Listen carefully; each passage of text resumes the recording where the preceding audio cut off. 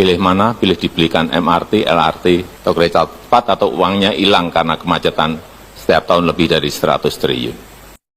Banyak yang bilang proyek kereta cepat WUS merugi. Bahkan nih, ada yang sampai nyeletuk, sampai kiamat pun nggak akan pernah balik modal. Dan ujung-ujungnya semua disalahkan ke Jokowi. Padahal pemikiran Jokowi sangat visioner ke depan. Mungkin mereka yang melihat seperti itu hanya melihatnya dari satu sisi. Seakan-akan keuntungan itu cuma dari penjualan tiket aja. Padahal cara berpikir seperti itu sangat sempit. Kita harus melihatnya dari perspektif yang lebih luas. Seperti apa yang Jokowi pikirkan saat memutuskan membangun kereta cepat ini. Keuntungan sebuah proyek infrastruktur besar seperti WUS ini nggak bisa cuma dihitung dari berapa banyak tiket yang terjual, tapi dari bagaimana transportasi modern menggerakkan ekonomi dua wilayah, Jakarta dan Bandung. Bahkan daerah-daerah di sekitarnya. Coba kita lihat di lapangan. Di sekitar stasiun WUS kini jadi pusat pertumbuhan baru. Muncul kafe, restoran, minimarket, dan tempat hiburan di sekitarnya. Dan sudah pasti membuka lapangan kerja baru. Aktivitas ekonomi meningkat,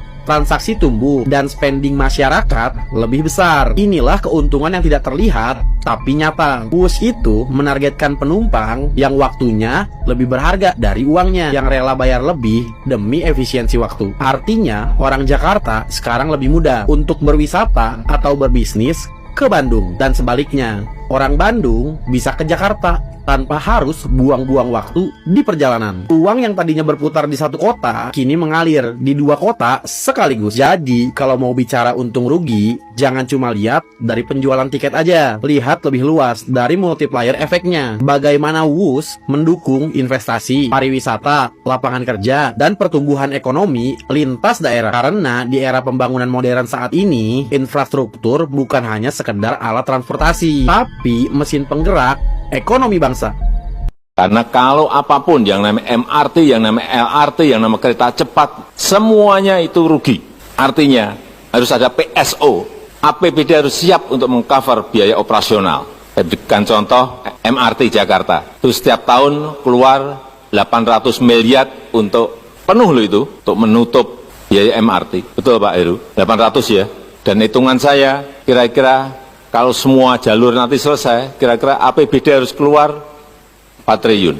Tapi yang Bapak Ibu harus tahu, kalau nggak ada MRT, nggak ada LRT, nggak ada kereta cepat, itu kita kehilangan setiap tahun karena kemacetan itu 65 triliun. Kalau Jabodetabek mungkin sudah di atas 100 triliun. Pilih mana? Pilih dibelikan MRT, LRT, atau kereta cepat, atau uangnya hilang karena kemacetan setiap tahun lebih dari 100 triliun.